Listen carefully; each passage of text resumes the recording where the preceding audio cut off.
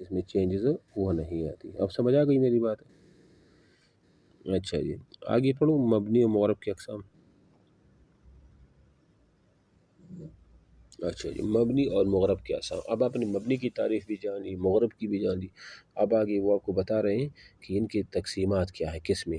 تو یہ دیکھو تمام اسم میں صرف اسم غیر متمکن مبنی ہے، اور افعال میں فعل ماضی، امر حاضر معروف اور فعل مضارع جس میں نون جمع مؤنث اور نون تاکید کا ہو اور تمام حروف مبنی ہے۔ اسم متمکن مغرب ہے بشرطی کی ترکیب میں واقع ہو، ورنہ بلا ترکیب کے معنی کی ترکیب کی مبنی ہوگا۔ اب میری بات غور سے سنو، مبنی اور مغرب کی اقسام۔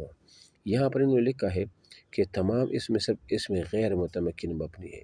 ایک ہوتا ہے اسم متمکن اور ایک ہوتا ہے اسم غیر متمکن۔ اب یہ کیا ہے؟ دیکھو پہلی تو یہ بات جان لو، متمکن کا مطلب یہ ہوتا ہے جگہ دینا۔ کیا میں نے کہا؟ متمکن کا معنی کیا ہوتا ہے؟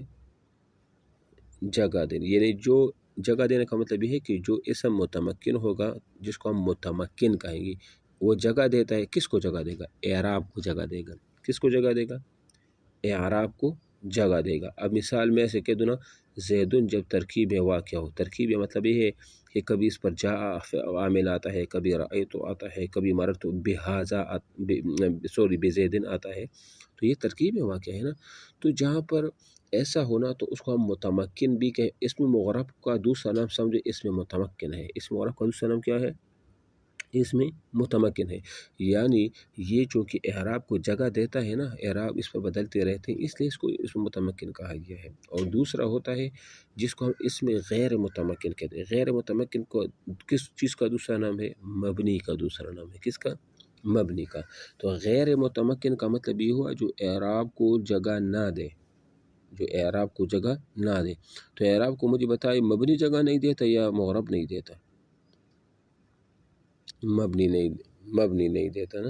یہ بات بھی آپ ذہن میں رکھ لیں کہ اس میں اگر آپ سے کوئی پوچھے نا ادھر بھی کہ اسم مغرب کا دوسرا نام کیا ہے، تو آپ کو سر اسم متمکن، وہ پوچھے گا یہ کیوں نام، تو آپ کو سر تمکن کا مطلب یہ ہوتا ہے جگہ دینا، مکان سے ہے نا، تو چونکہ یہ بھی جگہ دیتا ہے اعراب کو، اس لیے اس کو متمکن اور غیر متمکن اس مبنی کا دوسرا نام ہے۔ پوچھے کیوں، کہتے ہیں سر غیر متمکن کا مطلب جو جگہ نہیں دیتا، چونکہ مبنی بھی اعراب کو جگہ نہیں دیتا نا، اس لیے اس کو غیر متمکن وہ کہا جاتا ہے۔ اچھا، اب یہ کہہ رہے ہیں کہ افعال میں فعل ماضی جیسے ضربا، دیکھو ماضی میں کبھی چینجز آ سکتی ہے، گزرا ہوا چیز جو ہے اس میں چینجز ہو سکتی ہے، اور نہیں نا، لوگ مثال بھی ہے نا کہ جو گزر گیا وہ سو گزر گیا، اس میں کوئی نہیں ہوتا۔ تو فعل ماضی میں چینجز نہیں ہوتا وہ مبنی، تو جس میں چینجز نہیں ہوتا وہ مبنی ہوتا ہے۔ سمجھ آ رہی میری بات؟ دوسری، امر حاضر معروف۔ امر حاضر معروف بھی ہمیشہ ایک ہی حالت میں ہوتی ہے، کبھی بھی نہیں بدلتی، یہ بھی ذہن میں رکھ لیں۔ سمجھ آ رہی میری بات؟ اچھا جی، ایک تو جی۔ دوسرا فعل مضارع جس میں نون جمع مؤنث اور نون تاکید کا ہو۔ نون جمع مؤنث جیسے ضربنا، یا مثال کے طور جیسے لیضربن، لیضربانی، لیضربن، لتضربن، لتضربان، لیضربنان، یہ، اور یا جو لیضربن یا لتضربنان، یعنی جو جمع مؤنث غائب اور جمع مؤنث حاضر کا جو صیغہ ہے تاکید کے ساتھ یا بغیر تاکید کے ساتھ، یہ بھی مبنی ہے۔ یہ کبھی بھی جو ہے نا یہ مغرب نہیں ہو سکتی، مبنی ہی ہوگا، اور تمام حروف بھی مبنی، حروف جتنے بھی نا، تو حروف میں چینجز آ سکتی ہے۔ ہلو، حروف میں جو چینجز نہیں آ سکتی نا، حروف میں کس طرح چینجز آئے گی؟ حروف میں نہیں آ سکتی، تو وہ بھی مبنی ہے۔ اچھا، میرے ایک اور بات سنو، یہ آپ نے دیکھا ہوگا نا آپ کو کہ سر یہ امر حاضر کیسے جو ہے نا وہ مبنی ہے، فعل کے یہ دوسرا فعل ماضی وغیرہ یہ کیسے، کیونکہ اس میں چینجز وغیرہ وہ نہیں آتا، یہ ماضی کے اعتبار سے اس میں چینجز وہ نہیں آتا، ماضی کے اعتبار سے، کیونکہ یہ ماضی ہے۔ سمجھ آ رہی میری بات ہے؟ تو یہ ہم پڑھیں گے۔ اچھا جی، آپ مجھے ایک بات بتا دیں، یہ جو ضربہ ہے یہ کیا ہے؟ ماضی۔ آپ اس پر بے شک قد داخل کریں تو آپ کیا پڑھیں گے؟ ضرب، قد ضربہ، کوئی چینجز آ گئی؟ یا اس پر آپ کانا داخل کریں، کانا ذرا ہو سکتا اس نے مارا تھا، کانا چینجز آ گئی. اچھا نہیں ہے. اچھا مجھے ایک بات بتائی، پھر ہم نے کہا نا کہ جو صیغہ جمع مؤنث حاضر یا اس طرح وہ ہے غائب کا ہے، اس میں بھی چینجز وہ نہیں آتی. آپ مجھے یہ بتائیں کہ باقی میں چینجز آ سکتی. اب جیسے یضرب کون سا صیغہ ہے؟ فعل مضارع واحد مذکر کا صیغہ یضرب، ایسا ہی ہے نا، ایسا ہی ہے نا. اب میں نے کہا کہ یہ مغرب ہے. مغرب کیوں ہے؟ اس پر اگر میں عامل داخل کروں اور میں اس کو یہ کہہ دوں کہ یضرب، مثال میں اس پر لن یضرب، لن حرف لن داخل کر دوں تو کیا پڑے گا؟ پھر زبر آ گیا نا، تو جب اعراب بدل گیا تو کیا ہوا؟ مغرب ہوا نا. یا اگر ہاں، اور اگر میں اس پر لم داخل کروں، لم یضرب، تو پھر کیا ہوگا؟ پھر بھی بدل گیا، جزم آ گیا نا. تو دیکھو نا، اس پر اعراب عامل جب آ جاتا ہے نا تو چینجز کی وجہ سے اس کی وہ چینج وہ ہوتا رہتا ہے. ٹھیک ہے، تو یہ اس کا مطلب یہی تھا. یہ چیز آپ کو سمجھ آ گئی کہ نہیں؟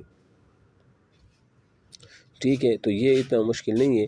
اگر آپ سے پوچھے کہ اس کی اقسام کون ہیں تو دو ہے، اس میں متمکن اور اس میں غیر متمکن یہ ہے.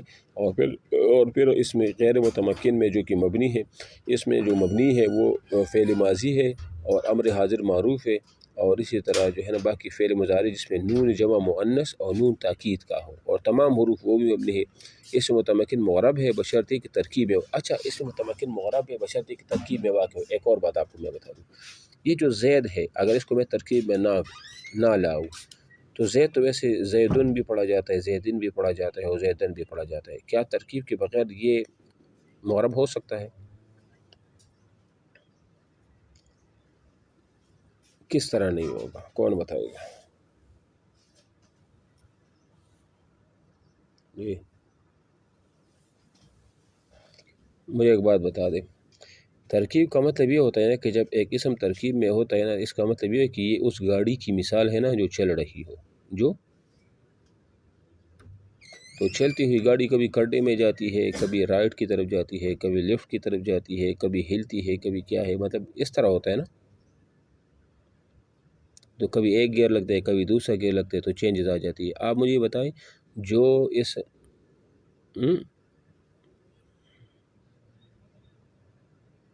ہاں چینج ہوتا رہتا ہے. ہاں جی، عامل کی وجہ سے وہ چینج وہ ہوتا رہتا ہے. ایک بات تو یہ. دوسری بات یہ ہے کہ یہ جب ترکیب میں ہے نا تو عامل کی وہ آنے کی وجہ سے ایک تو یہ. دوسری وجہ آسان مثال یہ بھی ہے نا کہ جب ایک چیز ترکیب میں واقع نہ ہونا تو وہ ایک جگہ پر کھڑا ہوتا ہے، ایک جگہ پر. تو آپ مجھے بتائیں نا، جو چیز آپ پتھر رکھتے ہو، کوئی بھی چیز وہ ایک جگہ پر ہو، وہ کبھی پر ہلتی ہے؟ وہ نہیں ہلتی نا، وہ ایک جگہ پر ہوتی، ساکن ہوتی. ساکن کا مطلب وہ سکون میں ہوتی ہے، تو وہ نہ ادھر ہوتی نہ ادھر ہوتی، وہ خاموش ہوتی ہے. مثال جب بندہ مر جائے نا تو وہ ہلتا تو نہیں ہے نا، وہ ایک جگہ پر پڑا رہتا ہے. لیکن جب وہ زندہ ہوتا ہے تو اس پر عمل کرنے والی چیز یہ ہوتی ہے نا، کبھی اس کا عامل یہ ہوتا ہے کہ اس کو جانا پڑتا ہے، کبھی عامل ایسا ہوتا ہے کہ اس کو کھانا پڑتا ہے، کبھی عامل ایسا ہوتا ہے جس کو وہ پینا پڑتا ہے، وغیرہ وغیرہ. تو یہ چیزیں تو